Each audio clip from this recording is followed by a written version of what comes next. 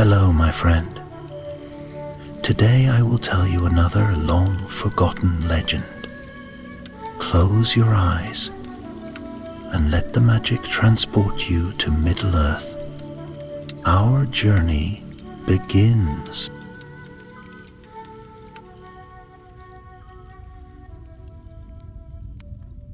In the far northern wastes of Middle-earth, beyond the haunted peaks of the arid Engrin, where winter's breath never faded and the sky hung low and gray like a waiting tomb, there lay the broken bones of an ancient evil, the ruins of Utumno. Long ago, before the shaping of the world was complete, Morgoth, the first Dark Lord, had carved that fortress into the roots of the mountains. There he bred shadows and horrors, twisting beasts to his will. But he had been cast down in the first age, and Utumno shattered and buried beneath time and ice, or so it was believed. Many years after the fall of Sauron and the return of peace to the lands of the West, the world grew quiet. Too quiet, some would say. For though evil had been struck down, it had not been wholly destroyed. And evil has a way of lingering in dark places, waiting. Like coals beneath the ash, it began with whispers. Travelers who skirted the far north spoke of strange lights flickering over the mountains and beasts that should not roam. White-eyed wolves in great numbers, their howls echoing across the wind-blasted wastes. Then came the tales of missing scouts, rangers of the north who did not return. In Rivendell, where the last memory of the Eldar still lingered like perfume in the air, Gandalf the Grey sat in quiet reflection. Though the world had changed, he remained. Older now in form, but his mind still sharp as flint and his heart restless. He had walked far and seen much, but something in the shifting wind from the north troubled him. Elrond would have said this place should be left to slumber. He murmured to himself as he paced the stone paths of the elven haven, staff tapping with each step. But Elrond is gone, and I remain, and I hear the stirring of old things. That very night, he made his choice. With cloak and staff, with sword sheathed at his side and a satchel of simple things, herbs, flint, bread. He mounted Shadowmane, his silver-gray steed, and turned northward. Alone, as he had so often gone, into lands no map dared name. Days passed, then weeks. The weather grew colder, the air sharper, and even the stars above seemed strange and distant. He crossed the last bridge and passed through the ruined watchtowers of the old kingdoms.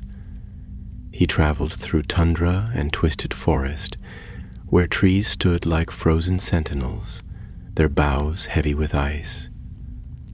He spoke little, save to his horse and the wind, for no man, nor elf, nor dwarf dwelt in these forsaken lands.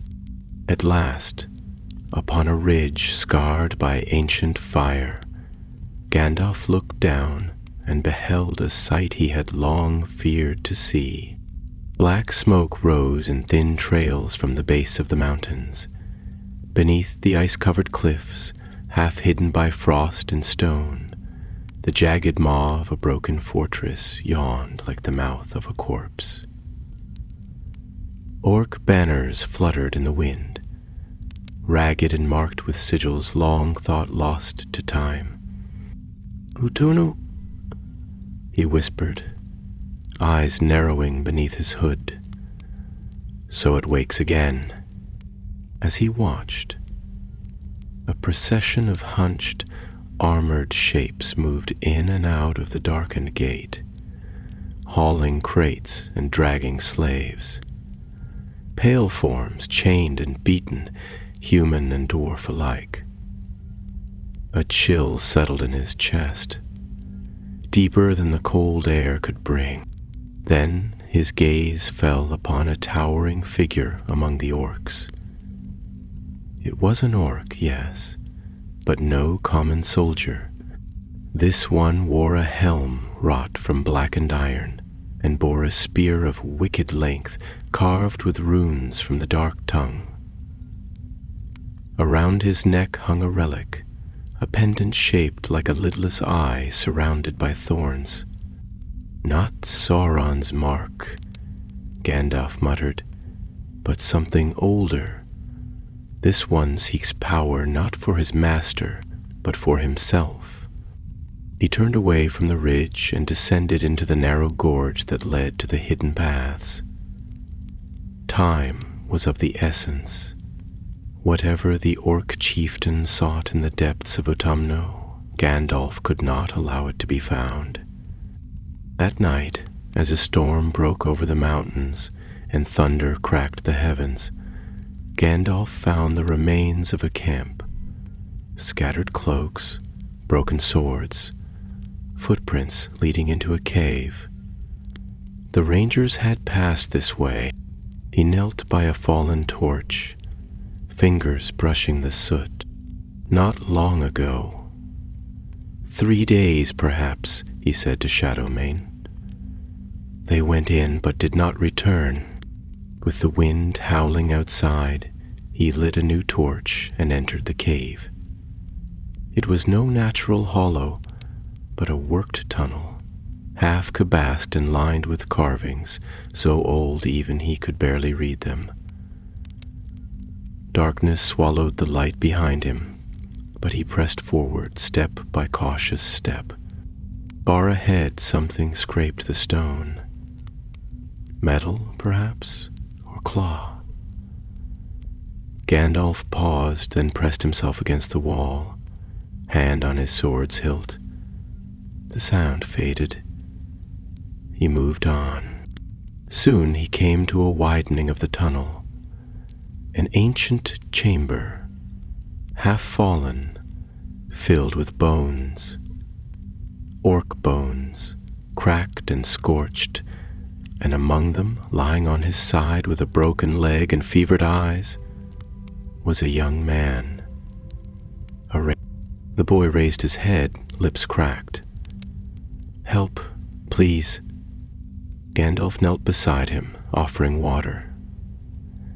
"You are lucky to be alive, lad. Orcs."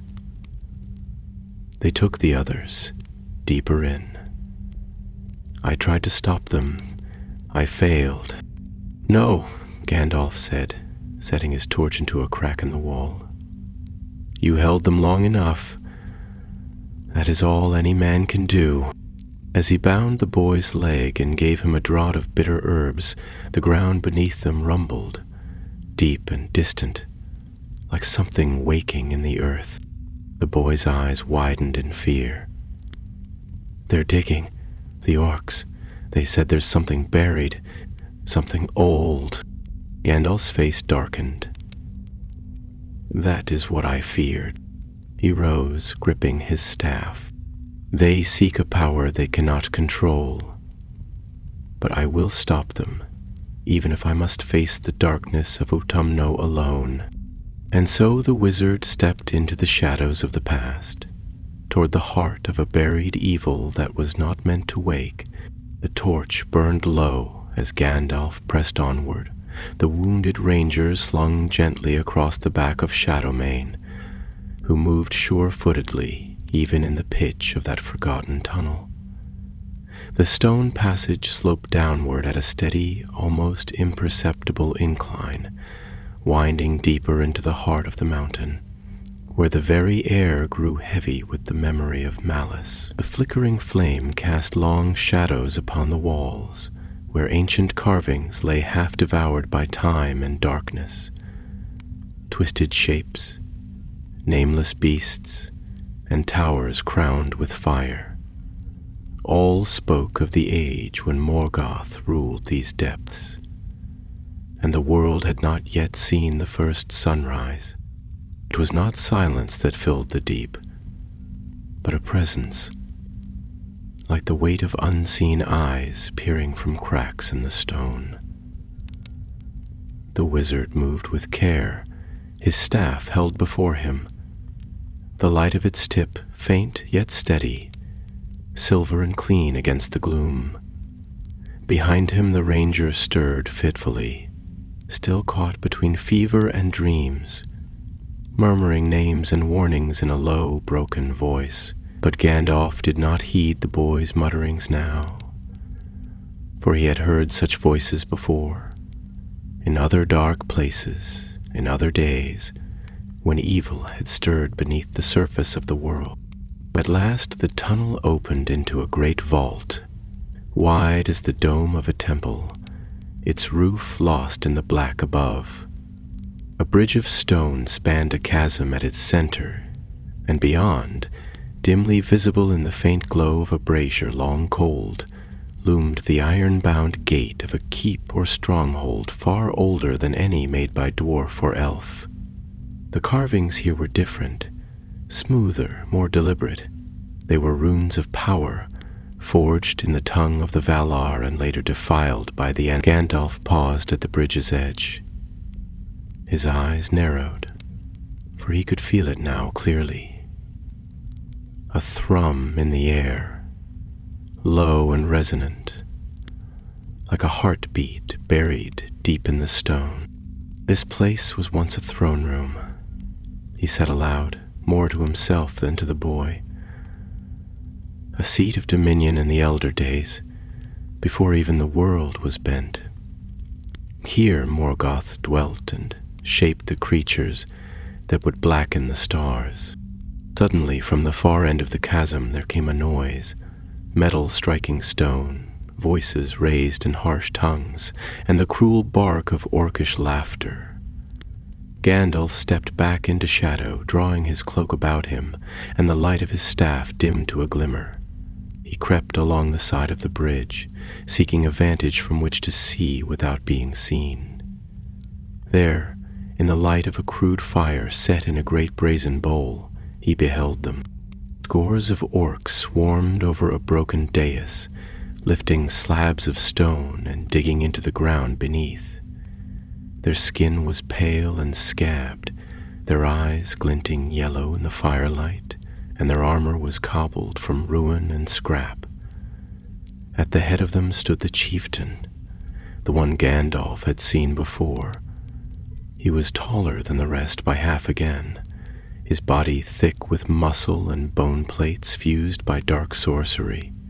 His helm was horned, and in one hand he bore the relic, an amulet wrought of black iron and marked with the seal of the eye torn by roots.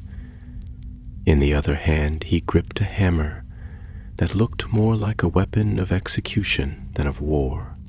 "Dig deeper," he roared, voice echoing through the vault like thunder. "We are close, I can feel it. Feel its heat. The Master left it here, the flame that never dies." One of the orcs hesitated, looking up from the pit. "But Chief," the stones burned to touch now, "some say there's something alive down there." With a single stride, the chieftain crossed the gap and struck the orc full in the chest, crushing bone and breastplate alike. The body crumpled like wet cloth. The others fell silent, and none dared speak again. Gandalf's jaw tightened. He could see now that they had uncovered a sealed door, buried beneath rubble and time. Symbols glowed faintly upon its surface. Words of binding, of fire, and of slumber. These were not the runes of dwarves, nor even of elves, but older still, crafted by the Valar themselves to bind what Morgoth had hidden in his flight. If that door were broken, there was no telling what would rise. "I must not let them open it," the wizard whispered, and then he turned away, retreating down the tunnel with haste. For the boy needed safety, and Gandalf required a plan. He returned to a narrow chamber he had passed earlier, a collapsed guard post perhaps, and laid the ranger down upon a cloak of wool. The lad stirred, eyes fluttering open. "They've gone too far," he murmured. "They think it's treasure, but it's worse. It burns, even through stone." "You've seen it?" Gandalf asked, kneeling beside him. The boy nodded weakly. "Just a glimpse, beneath the earth. Red light, like coals. Breathing. Then there is no time left," the wizard replied, and he rose once more, his face grim. From his satchel he took a phial of clear oil, a bundle of dwarf mage fire sticks, and a handful of smooth black stones marked with elvish runes. Old tools, old allies. He whispered words into the stones, calling upon the memory of fire, and set them along the passage in intervals, each one humming faintly with power. When all was prepared, he turned back toward the vault. He walked slowly now, calmly, staff in one hand, sword in the other. When he reached the bridge, he raised the staff high, and its tip flared with sudden brilliance, silver white and blazing like a star. The orcs shrieked and staggered back, shielding their eyes. The chieftain snarled and turned. "Who dares?" "I am Gandalf," the wizard's voice rang out across the abyss, "and I will not let the evils of the elder days rise anew." A chieftain bared his teeth in a grin. "Another graybeard come to die? You are too late, old man. The seal breaks, and the flame beneath answers my call." He raised the relic high, and the ground shuddered. Gandalf moved with sudden fury, striding onto the bridge. With a cry in the tongue of the west, he cast a bolt of light from his staff, striking the chieftain's hammer from his hand. The relic flared red and pulsed like a heart. The orcs surged forward, but the stones Gandalf had set flared to life, runes glowing bright, and the passage erupted in fire and smoke. The wizard pressed forward through flame and chaos, a beacon in the dark. The battle had begun. The roar of flame and the clash of steel echoed through the vault like the tolling of a great bell, reverberating against the ancient stones as Gandalf stepped forward through the fire, his staff aglow with searing light. Shadows twisted and reeled away from him, and the orcs, though numerous and savage, faltered in their charge as the blaze of his power struck them full in the face. Yet they came on nonetheless, snarling like beasts cornered, driven by fear of their chieftain more than dread of death. Their crude blades gleamed dully in the light, and their ragged shields clattered as they raised them, uttering cries in the black speech, curses and howls that had not been heard since the deep days of Angband. Gandalf, tall and terrible in the fury of his wrath, raised his voice and cried aloud words of command, and the bridge beneath him flared with white fire, casting back the foremost of the orcs. The enchanted stones he had laid earlier answered his call, erupting one after another with thunderous blasts that shook the very foundations of the mountain. Rock cracked, and ceiling stones fell like hail, and in the confusion he pressed forward, his sword glamdering, singing as it leapt from its sheath and hewed through the thick air with a flash of cold silver. The orc chieftain, recovering from the shock of the first blow, now lifted his voice in defiance and raised the black relic once more, the iron pendant around his neck flaring with a baleful light. With it he struck the ancient seal at the heart of the pit, and a tremor ran through the hall like the breath of something vast and slumbering. A groan issued from the very depths of the earth, and the ground beneath their feet grew warm, as if the bones of the mountain were stirred by some great unrest. "You are too late, Mithran, dear," the chieftain bellowed, his voice a rasping bark that echoed like iron upon stone. "The flame stirs, and it shall devour all who stand in its path. You are but one old man with a stick and a sword, nothing beside the power that waits beneath." But Gandalf stood firm upon the threshold of the pit, and he lifted both hands high, staff in one and sword in the other, and he spoke again, this time in the tongue of the Valar, a language that none among the orcs could endure to hear. At the sound of it, the fires faltered, and the black relic dimmed, as if cowed by the greater will of the Maya, who now opposed it. The orcs, sensing that their hold upon power was weakening, drew back in fear, hissing and muttering, though the chieftain held his ground. Then the seal cracked. With a shriek that no living thing should make, the stone upon which the relic had struck split in twain, and from the breach there issued a gust of heat and a light the color of blood. The air grew heavy with sulfur and the stench of things long buried, and out of the pit there rose a sound, a slow rhythmic breathing, deep and terrible, like the forge bellows of a god. Gandalf's face grew grim as he stepped forward, raising his staff once more. "You fool," he said, not in anger but in sorrow. "You know not what you have done. That which lies beneath was not meant to rise again. You have broken the seal of the Valar themselves, and the world shall weep for it if it wakes." The chieftain laughed, though his eyes flickered with doubt. "The world is already broken, wizard. I but seek to rule what remains." And with that he hurled the relic into the breach. A roar exploded from the depths like the shout of a mountain rending in pain. The floor of the vault split open, and from the abyss there burst a gout of fire so bright it turned night into day. The wind that followed knocked Gandalf from his feet and sent orcs tumbling like leaves in a storm.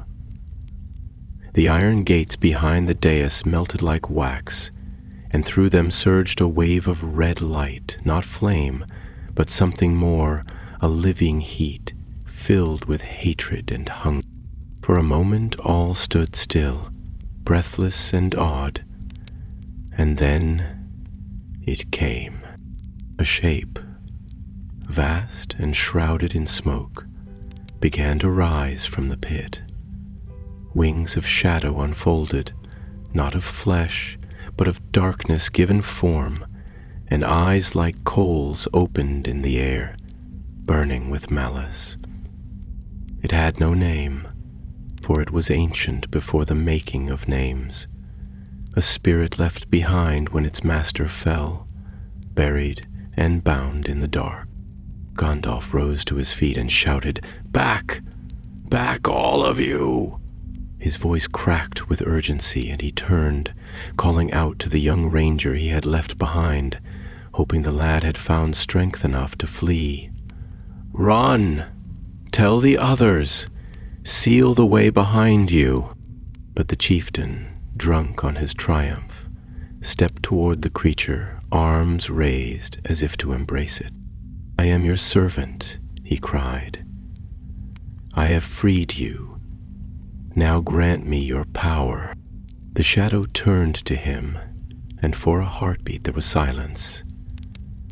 Then it struck. A tendril of red light lanced forth from the abyss and pierced the chieftain where he stood, lifting him into the air and burning through him as though he were made of paper. He gave no scream. There was no time.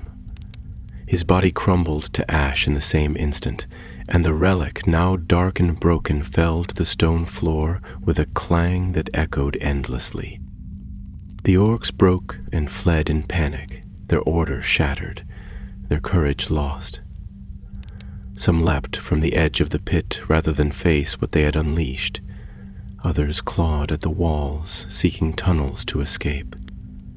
Gandalf did not pursue them, for his eyes were fixed upon the shadow rising from the pit, and his mind raced with the memory of fire and pain.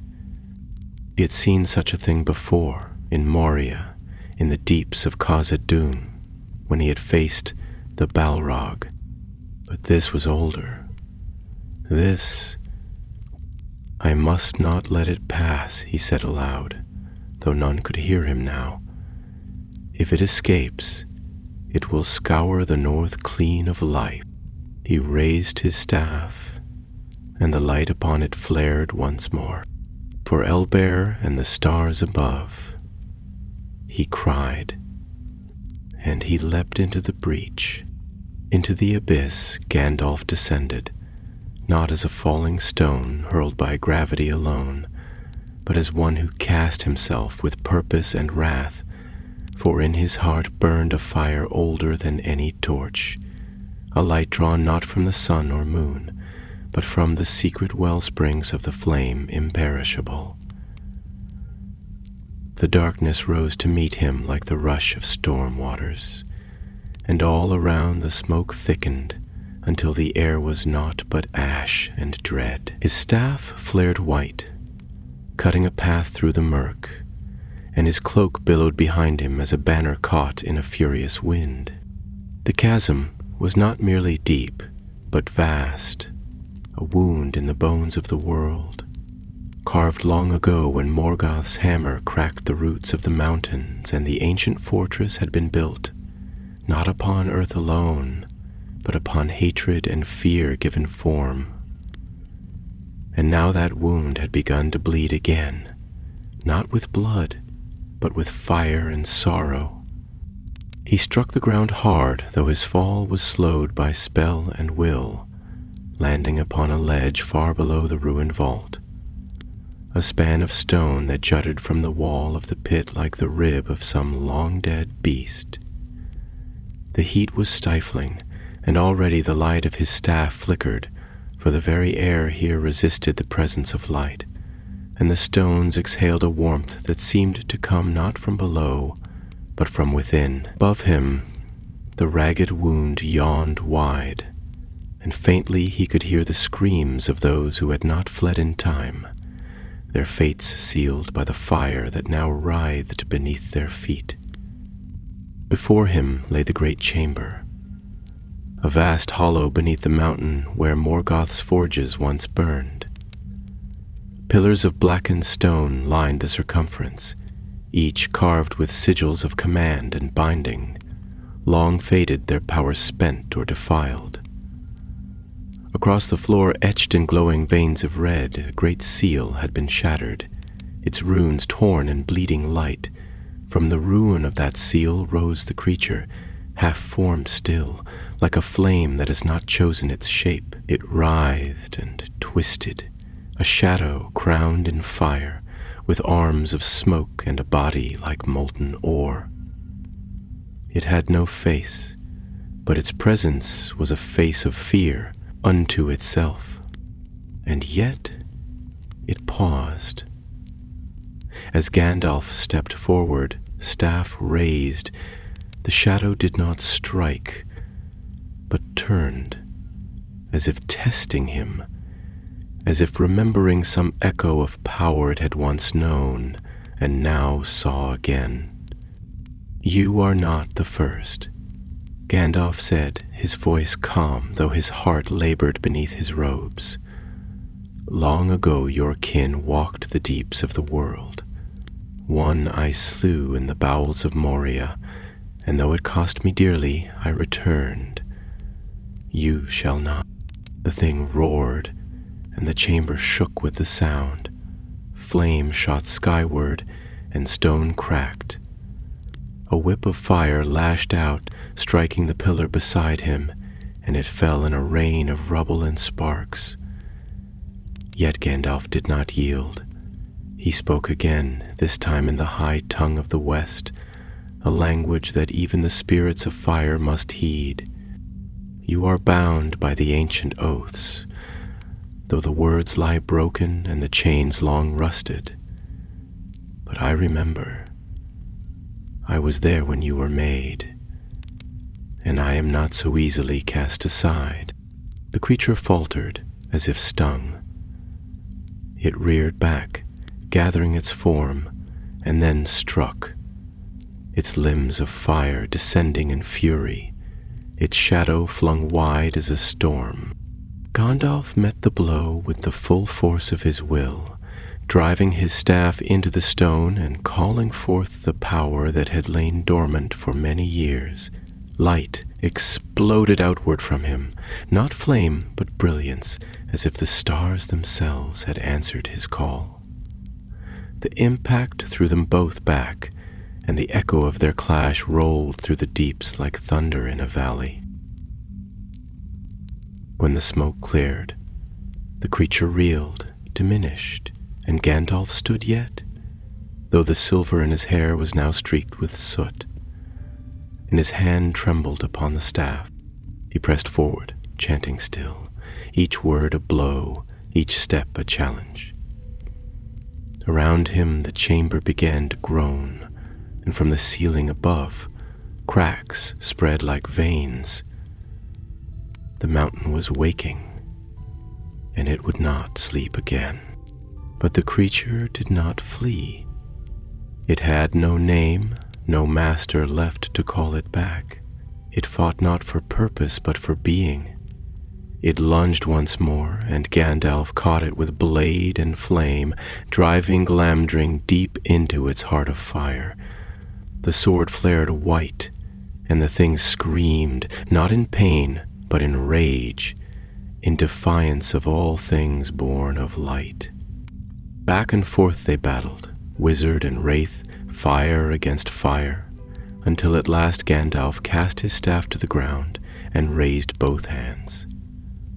From the depths of his spirit he summoned all that remained of his strength, and the chamber flared with a brilliance so pure it seared the walls. For a moment, the creature hesitated, flickering like a candle caught in the wind. And then he spoke the final word, the word of unmaking, taught to him in the elder days, forbidden but never forgotten. The light surged, and the mountain groaned louder still, as if the very rocks cried out in fear. The creature shrieked, unraveling, its form tearing apart, as the light consumed it. Flame became ash, and shadow became dust. The great forge chamber cracked in twain, and above the vault trembled. Gandalf fell to one knee, breathless, the edges of his cloak alight, his beard scorched at the tips. But the fire was gone. He had won. And the mountain, now shorn of its master, began to fall. The roots of the mountain groaned and trembled, and from far above came the echo of falling stone, a deep and thunderous voice speaking of ruin. The chamber where Gandalf knelt, scorched and breathless, had begun to split asunder. Fissures opened in the floor, and rivers of molten rock, long imprisoned, now gushed forth like the lifeblood of a dying beast. Great pillars cracked and leaned, toppling one after another, as the old forge halls of Utumno, silent since the elder days, fell into collapse. The air was thick with heat and dust, and the light of the wizard's staff had grown dim, flickering like a star upon the verge of dusk. Yet Gandalf stirred, rising slowly as one burdened by many years and greater weariness. And though his limbs ached and the fire had left its mark upon his robe and skin, his eyes were bright, and his purpose unshaken. He turned back toward the long stair, cut into the wall like a narrow wound in the stone, and he began to climb, each step heavy with pain, yet measured and sure. The foe had been unmade, the relic cast down, but the fortress had become a tomb, and there remained yet one task more vital than all the rest: to escape, and to bring word to those who watched the north that the danger was ended, and that no hand must ever again reach into the heart of that place. As he ascended, the tremors increased, and in places the stair had crumbled into rubble or vanished into chasms newly wrought. Still he pressed onward, steady and unyielding, leaping where he must, drawing on strength that came not from flesh alone, but from the flame of his will, that inner fire which had not dimmed through age or toil. His mind returned to the ranger he had left behind, wounded and alone, and he feared that the boy had been buried by the collapse or slain by the last fires of the shadow's wrath. He pressed on faster, and though the walls cracked and the darkness grew thick, he did not falter. At length he reached the vault where once the dais had stood and the orc chieftain had hurled the relic into the pit. The great hall was nearly unrecognizable now. Half of it had fallen into the abyss, and firelight spilled from the clefts like the breath of dragons. No sign remained of the orc horde, save their broken arms and the bodies of the slain. Yet across the far side of the chamber, shielded by a fallen slab of black stone, there came a sound, a cough, hoarse and thin. Gandalf crossed the ruin, and there he found the young ranger, alive though bloodied, his face streaked with ash and his left leg bound in a crude splint of snapped spear shafts and cloth. He looked up as the wizard knelt beside him, and his eyes, though dimmed by pain, held a spark of recognition and relief. "You came back," the boy whispered, as though speaking a truth he had doubted. "I said I would not be long," Gandalf replied, and though his tone was weary, a warmth stirred in it, like the first sun after a storm. "Come now, we must move swiftly, or neither of us shall see the stars again." With great care he lifted the ranger upon his back, and though the burden was not light, Gandalf bore it without complaint. He climbed again, this time through tunnels that crumbled behind him, through smoke-choked halls where the air was thick with the stench of burned flesh and bitter stone. Flames licked the walls in places, and in others steam hissed from cracks where cold water met the rising heat. The mountain was dying, but it would not die quietly. At last, after what seemed to him a day of darkness, Gandalf saw the grey light of morning spilling faintly down a shaft in the rock. The tunnel widened, and he passed beneath a broken arch carved in ages past, with the image of the trees of Valinor, now blackened and scorched. Beyond it lay the wind-blasted gorge and the frost-rimed stone of the outer world, where snow still fell, though the sky above was tinged with strange hues, red, gold, and violet, as though the mountain's final breath had painted the heavens in fire. He stepped out into the cold, and the air struck him like a blade of ice, cleansing his lungs of ash and smoke. Behind him, Utumno groaned one final time, and then a thunderous roar split the earth. The mouth of the ruin collapsed, burying the passage beneath a mountain of shattered stone.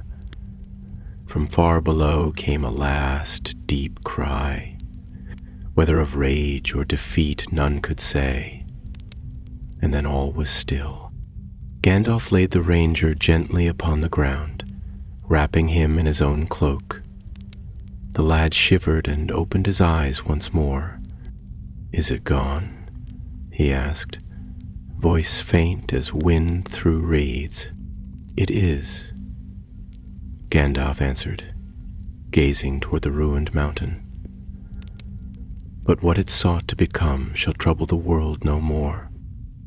The fire sleeps once again, and may it sleep forever."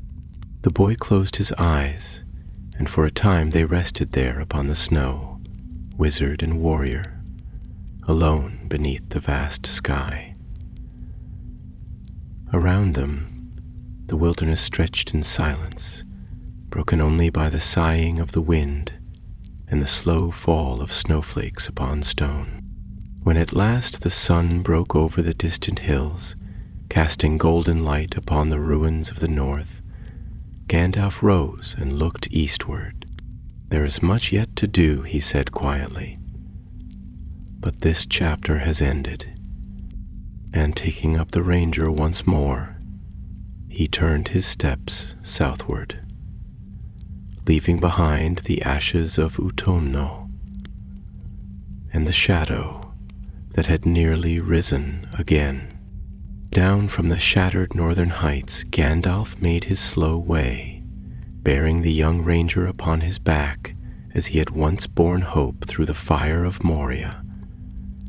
And though the road was long and the way bitter with wind and snow, the storm that had gathered over the ruins of Utumno was now broken, and the skies, though heavy with cloud, no longer brooded with that ancient, watchful malice that had haunted the peaks. In silence he passed through barren valleys and over wind-swept ridges, where the snow lay deep and unmarked save by the prints of wild beasts and the faded trails of long dead things that had once walked upright.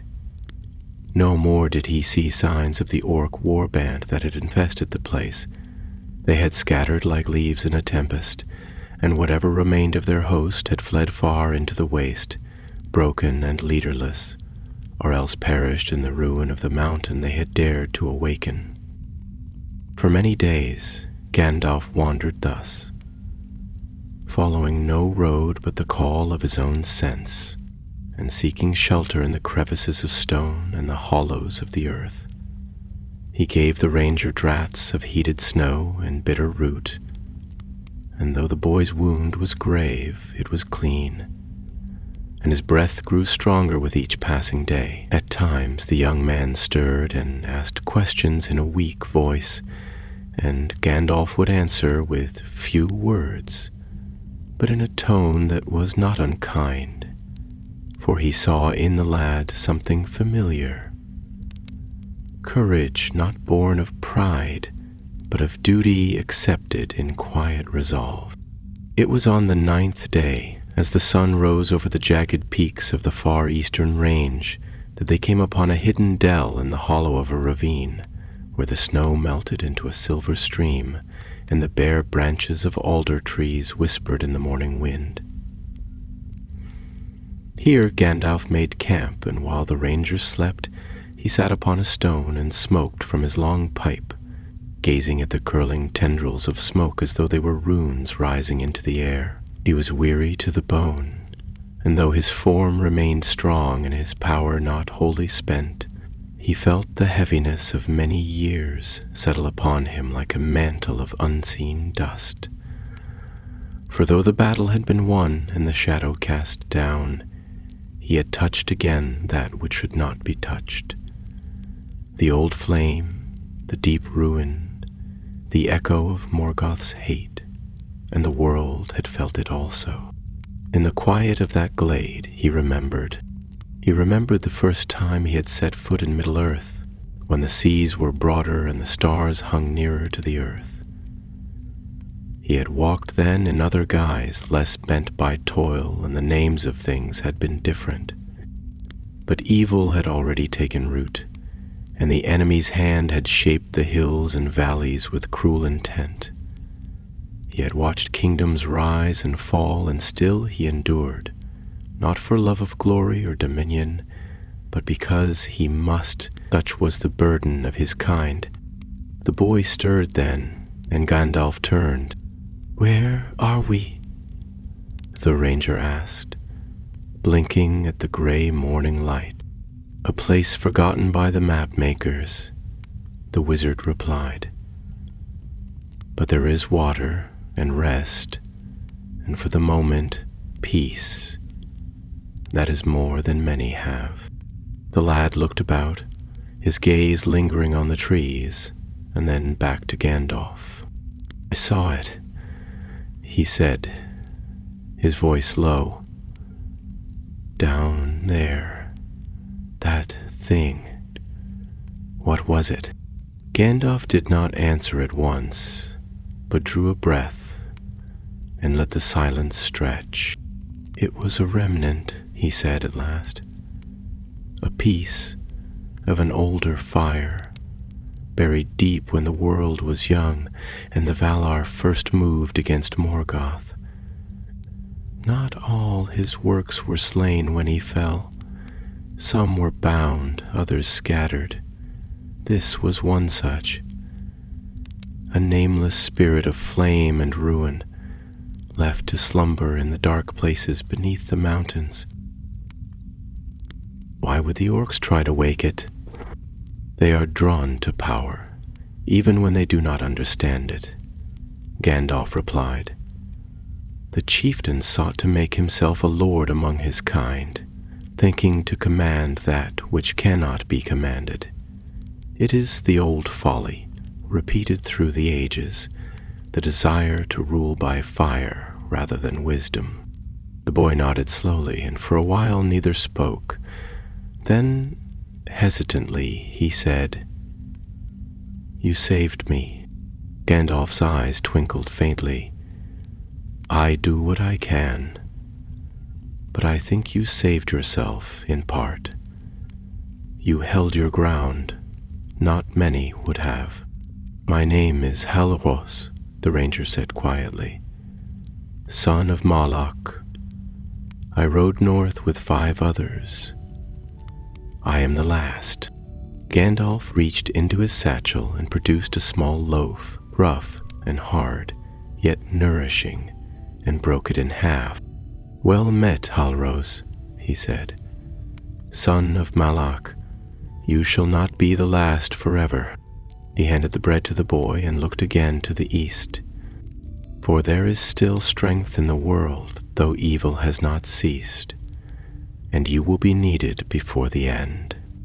Later that day they broke camp, and Gandalf, though still weary, walked with lighter steps, for Halros had taken to leaning on a stout branch, and though he limped, he walked unaided. The two made their way down from the northern heights, leaving behind the frozen wild and the haunted peaks. As they passed beneath the shadow of an ancient tor where the stones bore the faded markings of long-dead kings, Gandalf turned once more and looked back toward the north.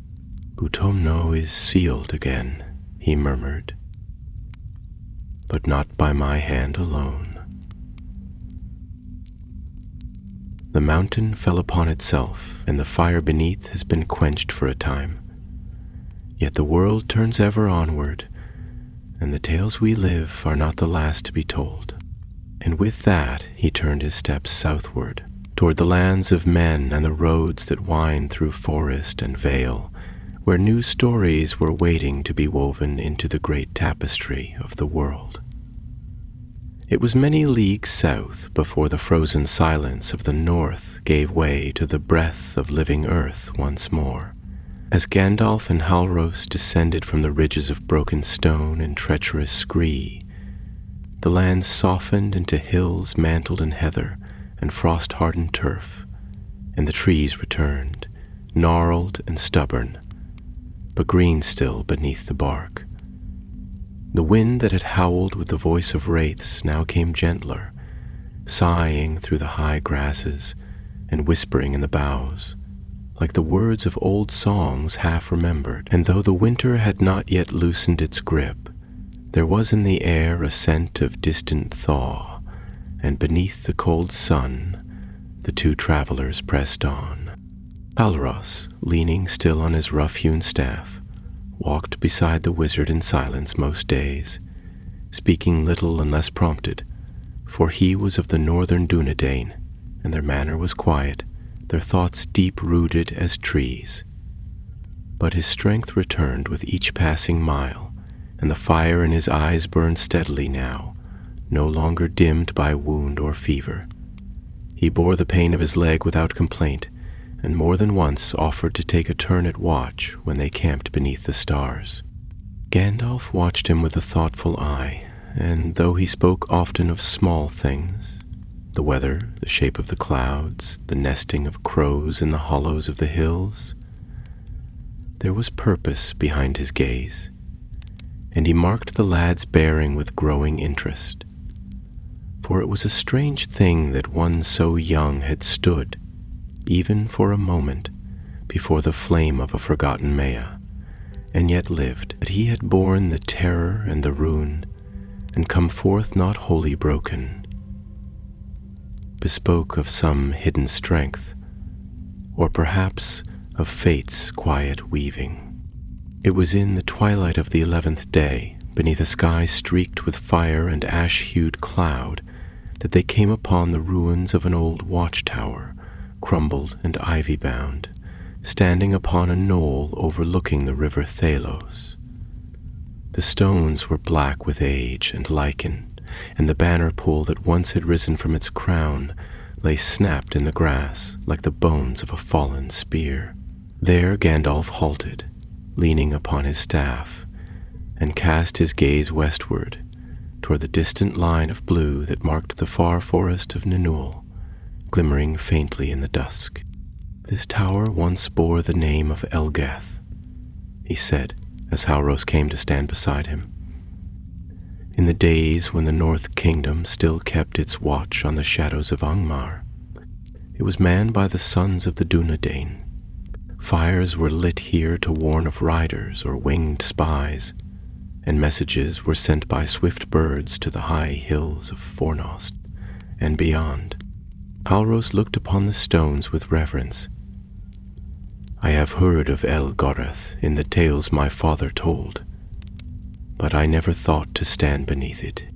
"Few now remain who would remember the name," Gandalf said. "But memory is a thread, Halros, and even frayed, it may be mended. What is lost may be found again, if the will endures." They passed the night in the shelter of the ruin, for though the tower's roof was long fallen, its lower vaults remained dry and shielded from the wind. There, beside a small fire kindled with dry moss and pine shards, Halros turned to Gandalf with a question that had long troubled his heart. "Why did you go into the mountain when you knew what was there? Why not turn back and warn the south? Even among the wise, few would dare such a thing." Gandalf did not answer at once. He drew long upon his pipe, and the smoke curled upward in silver spirals, vanishing into the dark. "There are many reasons," he said at last. "Some even I cannot put into words, but this I will say, evil does not sleep because we will it to. If we turn away from its whispers, it does not vanish but grows bold. I have learned this in many places and in many forms.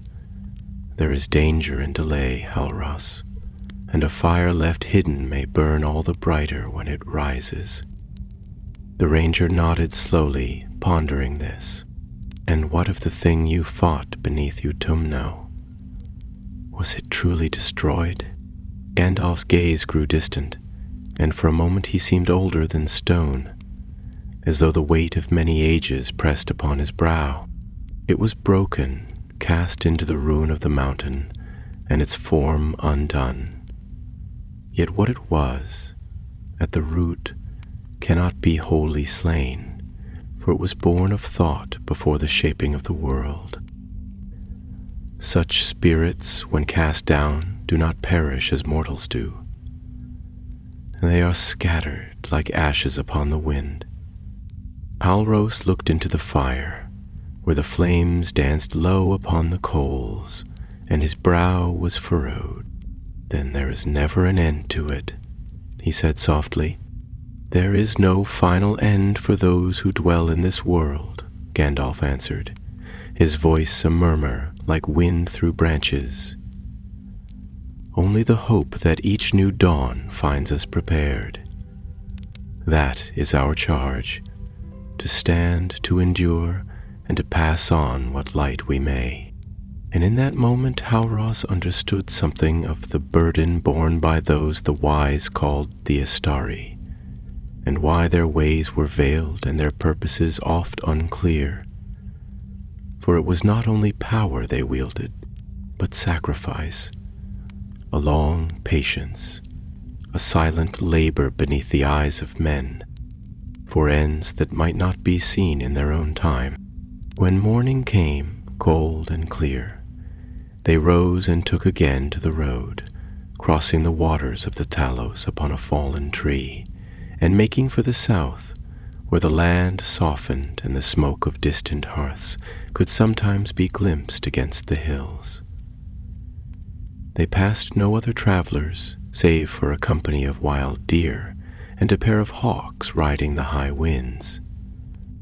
On the 15th day, they came at last to a low ridge, from which they beheld, far off, the towers of Fornos Derain, once the northern capital of the kings of Arnor, now fallen to time and ruin, yet kept in memory by the Dunedain, who still patrolled its borders and lit fires in its watch halls. Gandalf halted, and a quiet smile came to his lips. "Here we part for a time, Halros," he said. "Your people will find you soon enough, and they will be glad of your return. You will not come with me? I have other roads to walk, and other ears that must be warned. But fear not. This will not be the last time our paths cross.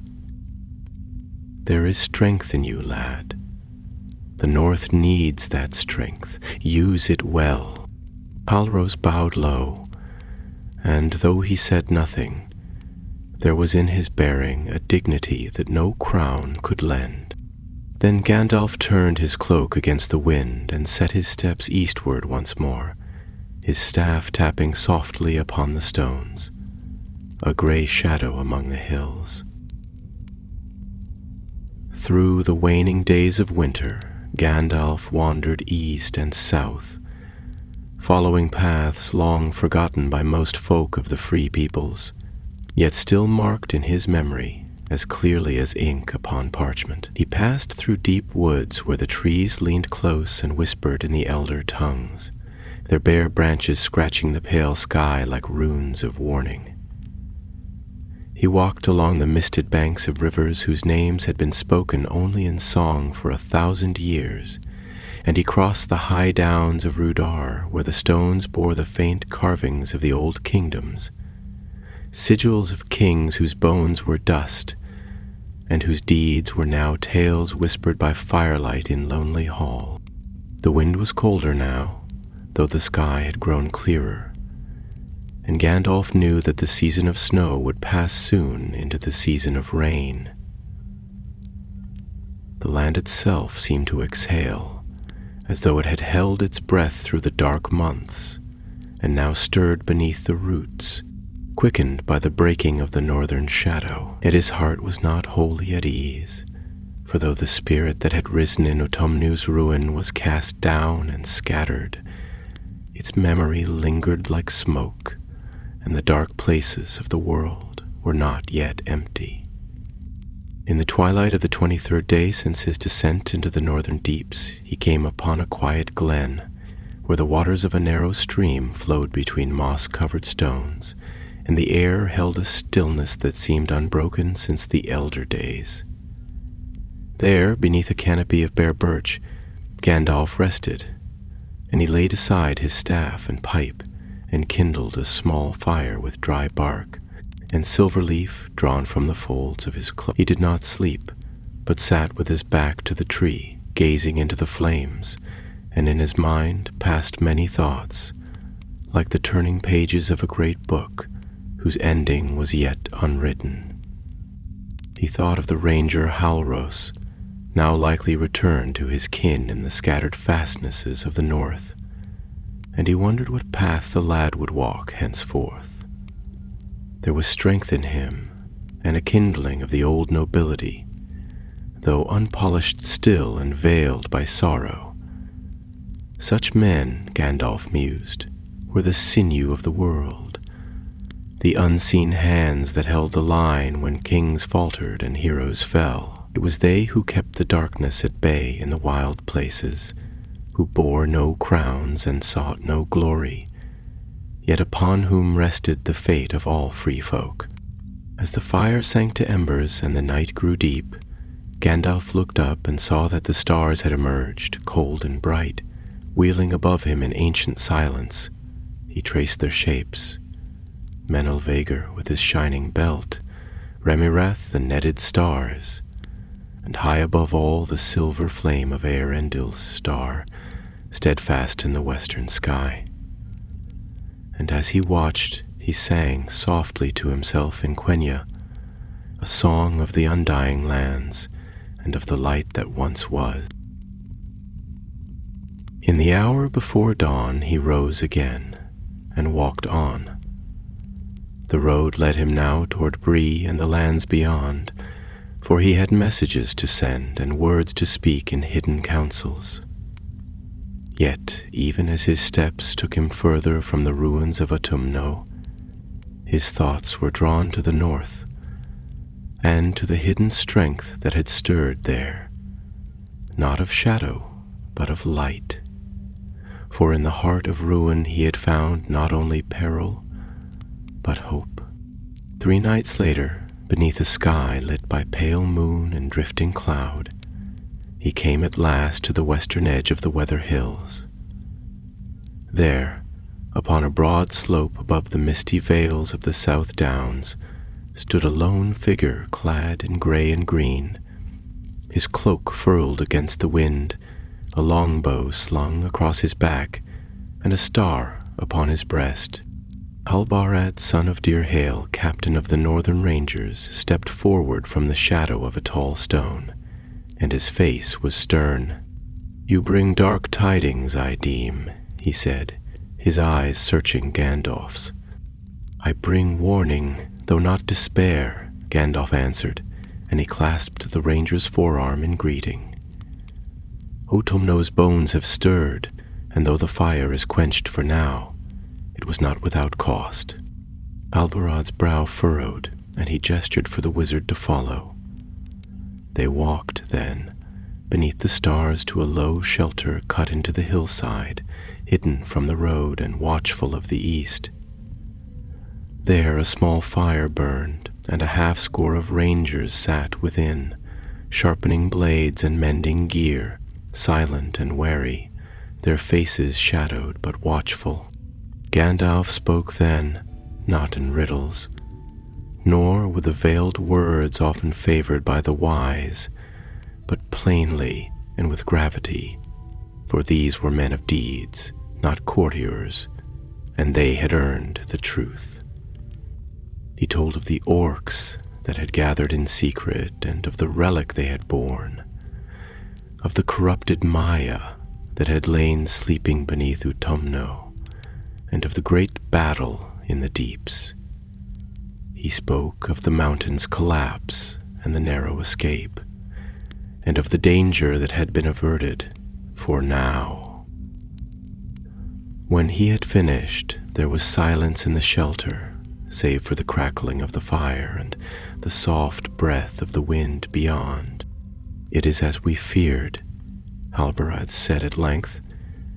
"Something moves beyond the edges of sight, gathering what remains of the old darkness. Though Sauron fell and the towers of Barad-dûr are thrown down, the roots go deep, and their poison seeps still into the earth." Gandalf nodded. "Yet there is strength also in the north, if it is called forth and tempered in time. The lad Halros, who walked with me from the fire, bears the blood of kings, and though he does not yet know his full worth, he may prove one of the pillars upon which hope shall stand." Halbarad smiled faintly. So speaks the grey pilgrim, whose words weigh more than gold. We shall watch the northern marches more closely now, and seek out the remnants of the scattered foe. If there is breath in our bodies and steel in our hands, they shall not rise again in strength while we endure. And Gandalf, hearing these words, felt a lightening of the burden upon his heart. For though he knew the long road of watchfulness had no end, and that evil would return in shape new or old, he also knew that it would not find the world unguarded. He stayed the night among them, speaking little, but listening. And when dawn broke golden upon the hills, he took up his staff once more and set out eastward, his cloak billowing behind him like a banner of faded storm. When Gandalf departed from the Weather Hills, he did not hasten his pace, nor did he turn his mind wholly from the lands he left behind, for though his steps led eastward, his thoughts still lingered in the north, where snow yet fell upon the broken halls of Utumno, and the bones of the dark past lay restless beneath the weight of stone. But the road must ever be walked, whether in shadow or sun, and the labors of the wise do not end with the closing of one gate. For the enemy, though disarmed, is never idle, and the wounds he has wrought are slow to heal. He traveled now along the old greenway, where once the kings of Arnor rode with banners high and shining mail, though now it was but a lonely path, overgrown with moss and the weeds of many seasons, its stones broken by root and rain. The lands through which he passed were empty, save for the quiet homesteads of hardy folk, who tilled the earth with little fear but less hope, for the great wars had passed them by, and they lived beneath the echo of their fathers' glories, seldom looking beyond their own fields and fences. The spring stirred faintly as he went, and though the wind still bore the chill of winter's breath, the earth had begun to soften, and buds showed upon the thorn and alder, while the brooks sang again beneath the banks of heather and bramble. In the villages he passed, folk glanced at him with cautious wonder, for he was a figure not often seen, tall and cloaked, with a staff that glimmered faintly when the shadows deepened, and eyes that shone with the fire of knowledge old as the mountains. At night he lit no great fires, but wrapped himself in a blanket of grey wool and sat beneath the stars, speaking softly to the night in tongues forgotten by mortal men.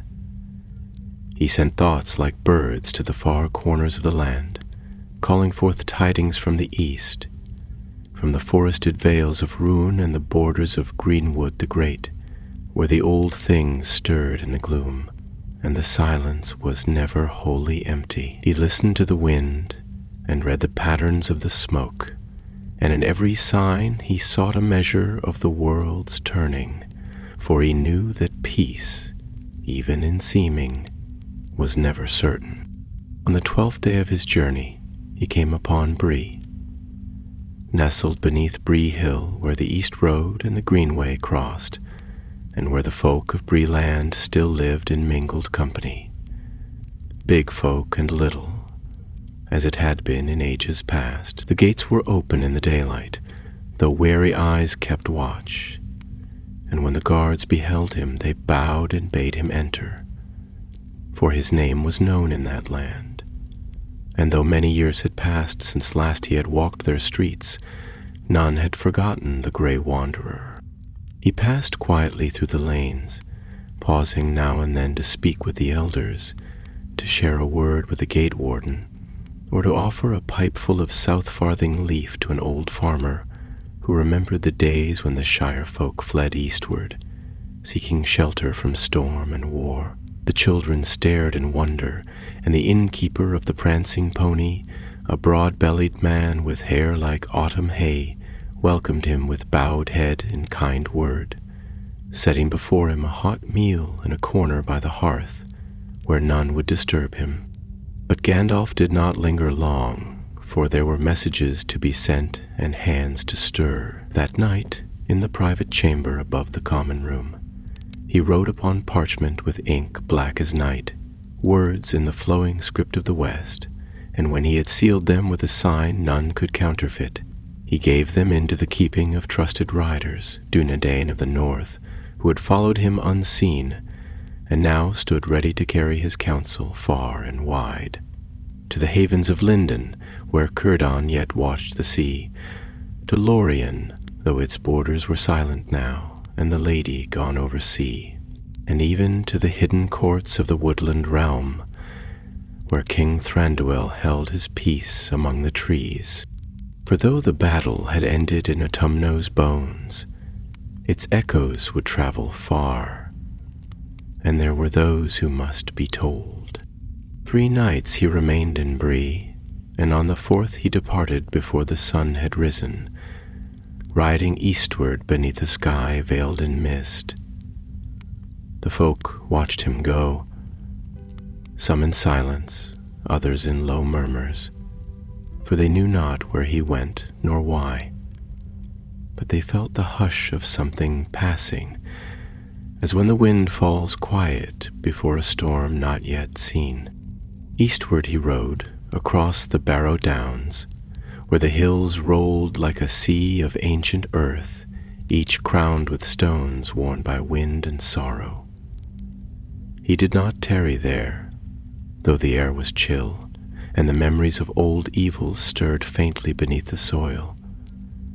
He passed through the mists like a ghost, and none who watched from the hilltops dared speak, for they knew him, though not by name, and felt the shadow of his purpose.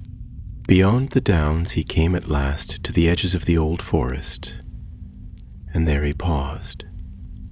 The trees loomed dark and tangled, their boughs entwined like the limbs of sleeping beasts, and a silence brooded beneath the canopy that was not born of night alone. Though the forest had once been a place of deeper mischief and peril, it was quieter now, but not without its secrets. Gandalf stood at the edge and leaned upon his staff, and his eyes searched the gloom. It was there, at the root of a great oak, that he saw a figure waiting.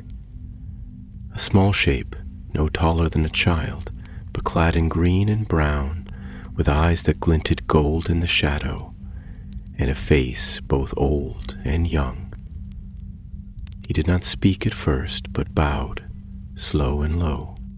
"Gandalf," said the voice, high and merry, yet solemn, like a brook laughing beneath ice. "You come walking again where few dare tread.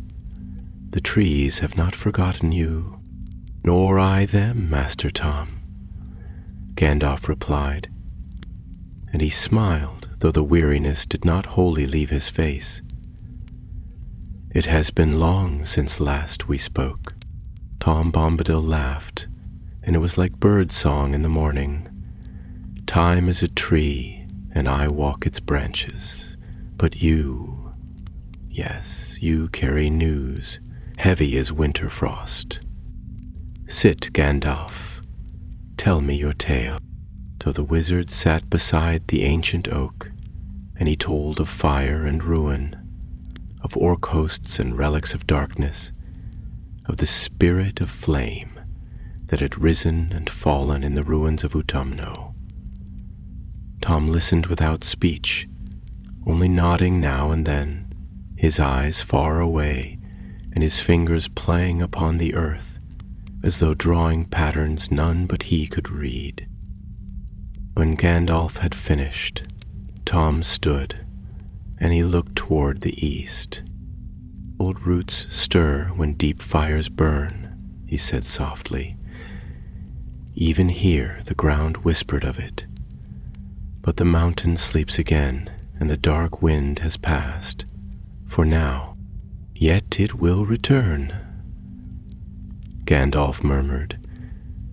In some form, some shadow. It always does. Tom's smile was gentle, and he placed his hand upon the bark of the oak.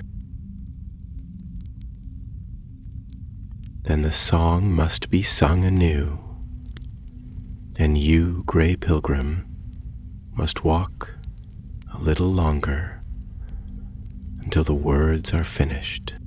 Then Gandalf, rising, felt the truth in those words and the weight of the road still ahead. When at last Gandalf departed from the borders of the old forest, the sun was rising behind a veil of gray cloud, and the earth beneath his feet bore the scent of frost and old rain. The trees stirred gently in the wind, whispering secrets to one another that no mortal ear could discern, and behind him, though he did not look back, he knew that Tom Bombadil remained among the roots and shadows, humming a tune older than the hills, undisturbed by the cares of the world beyond. Gandalf's steps were slower now, not for want of strength, but because his thoughts moved heavily, laden with memory and forewarning, and the burden of many roads yet to come. He had spoken with one who stood apart from the reckonings of time, and though the words of Tom were always touched with song and mirth, they bore truth none the less, veiled in simplicity, like the light of stars caught in still water. Eastward he traveled, through the rolling green of the marish and along the edges of the Brandywine, whose waters flowed dark and swift beneath bare-branched willows. He did not enter the Shire, though the smell of pipe smoke and tilled earth reached him on the wind and stirred a fondness in his heart that was not dulled by age. The hobbits had earned their peace, and he would not burden them with the tidings he bore unless necessity called. He smiled to himself, thinking of old Bilbo under his books and maps, or of Frodo's quiet days beyond the sea, and of Samwise, who now tended gardens both fair and green, not knowing how far his courage had traveled, nor how long its light would shine. By the time he reached the Brandywine Bridge, the sun had dipped westward, painting the river in hues of gold and crimson, and the guards at the toll house, though they knew him not by name, opened the way with hurried bows and hushed voices, for even among the simple folk of that land, tales of the gray pilgrim still lingered. From there he turned south, taking the lesser road that wound toward the South Downs and the empty lands beyond, where no house or hall lay save the ruins of those long forgotten. The fields here were untended, and the trees grew sparse, leaning always eastward as though listening to something distant and unseen. Crows wheeled overhead in grim procession, and once or twice he glimpsed black shapes upon the horizon.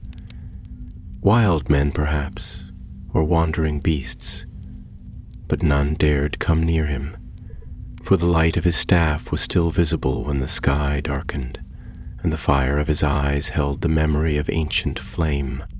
On the 12th day of his southward journey, Gandalf reached a place of silence, a hollow among the hills, circled by standing stones worn down by countless winters, where the air hung still and cold, and the grass was gray with frost even at midday. Here he paused, and the staff in his hand throbbed faintly, as though some presence unseen stirred beneath the earth. He knelt and placed his palm upon the ground, and he felt it, a breath, deep and slow, like the slumber of an old wound not yet healed. Though the place was empty of life, it was not empty of memory. "This is where it passed," he said aloud, his voice low and filled with unease. "The shadow fled here when the fire was broken, seeking refuge in the deep places. but even the earth recoils and will not shelter it for long. He rose and looked to the east, and his eyes narrowed, for in the far distance, beyond the misted ridges and the scattered woods, there lay the long shadow of the Ephel Doeth, the mountains of shadow, and beyond them, the ashes of Mordor. Though Sauron was gone and his towers overthrown, the land remained poisoned by his will, and evil yet clung to the broken stones and blackened plains, whispering in the ears of those foolish enough to listen. Gandalf knew that if the remnants of the dark Maya sought to take form once more, they would be drawn to that place, where the veil between the seen and the unseen had worn thin under ages of torment and sorcery. There, perhaps, the final threads of the severed spirit would drift, seeking strength, seeking voice, seeking shape. And so he turned his steps eastward once more, passing from the green hills of Eriador into the barren borderlands, where the grass grew sallow and the streams ran sluggish and bitter.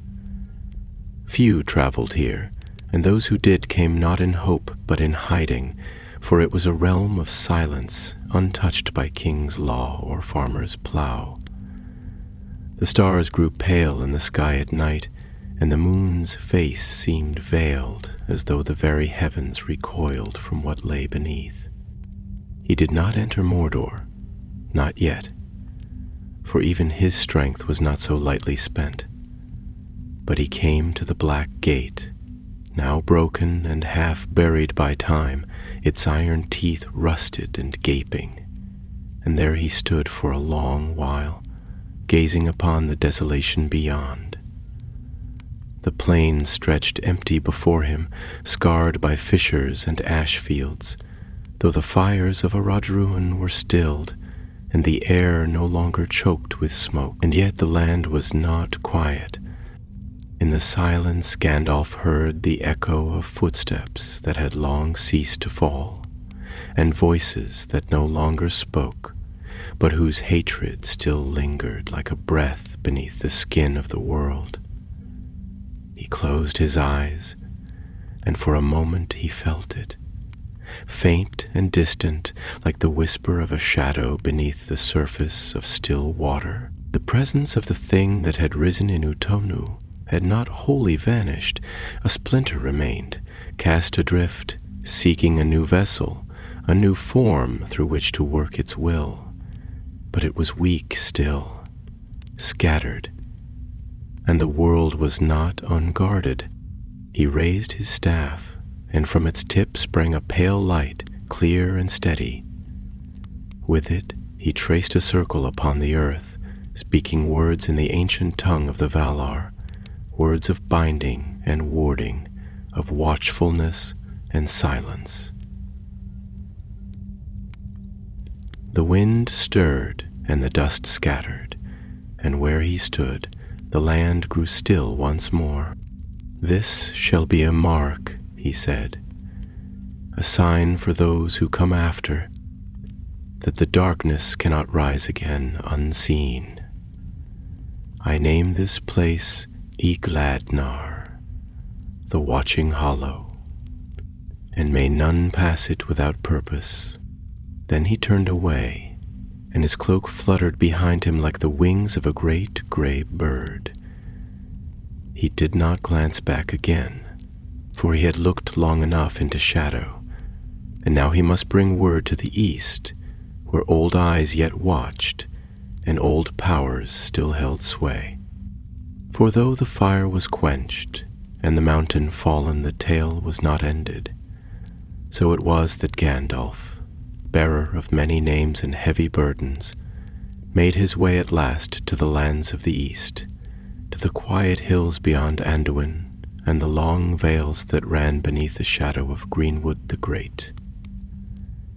The season had shifted while he walked, and now the world was quickening with the first breath of spring. The rivers sang again, full and bright with meltwater from the mountains, and the trees wore a mist of green upon their branches, soft as the whisper of hope renewed.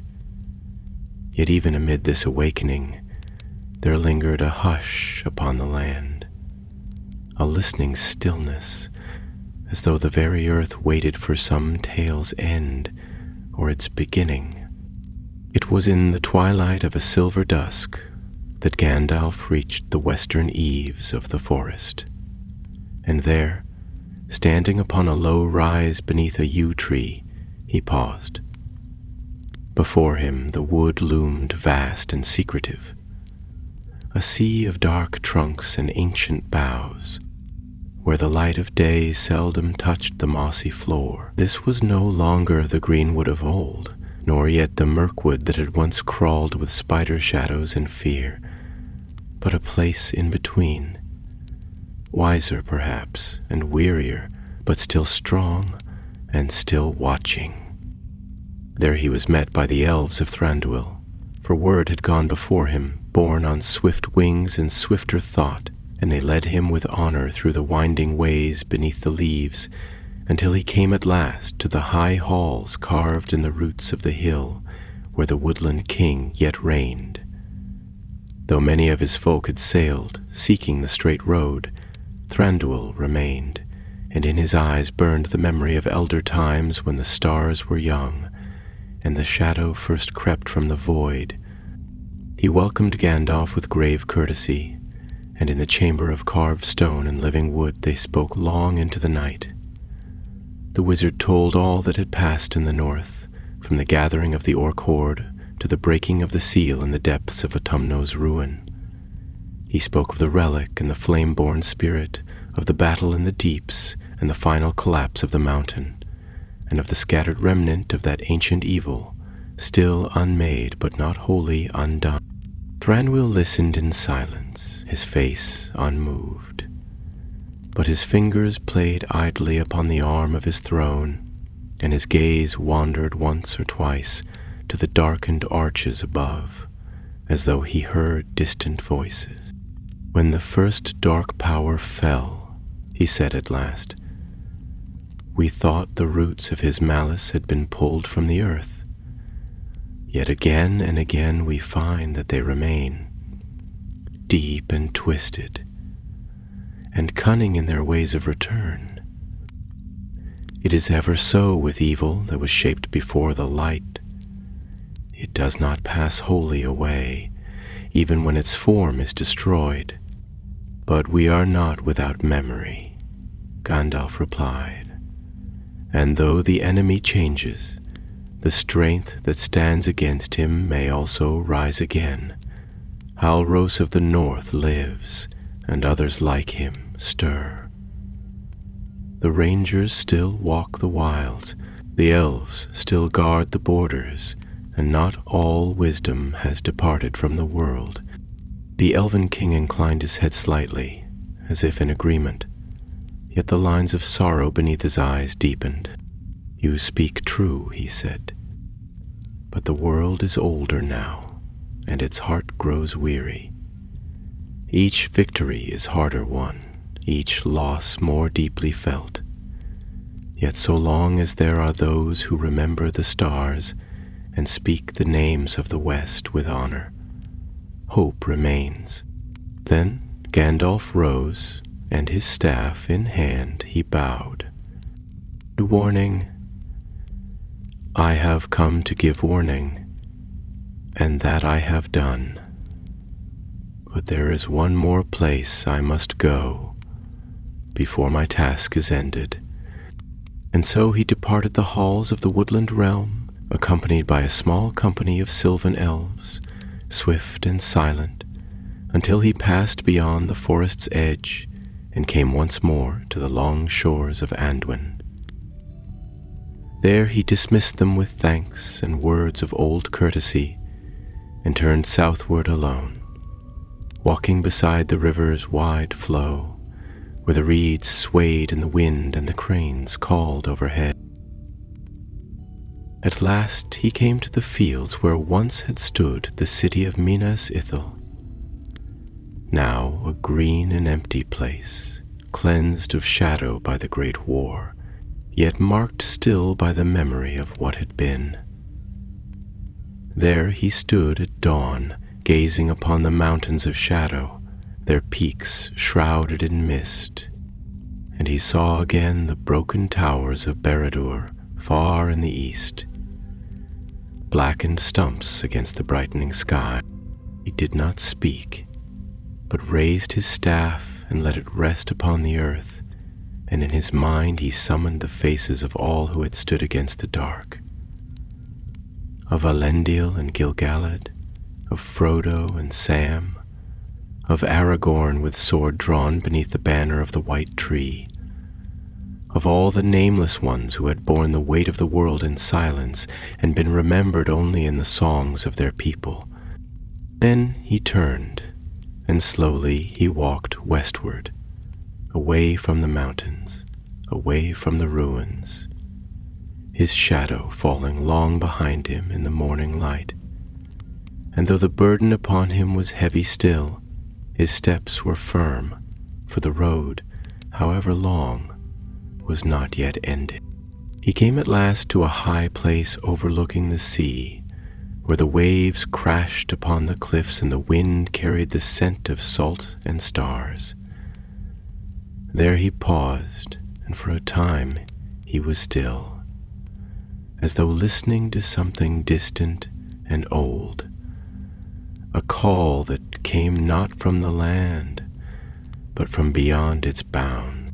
And there the story ends, not with the roar of battle or the crowning of kings, but with a silent figure beneath a sky of silver and a sea that has no shore.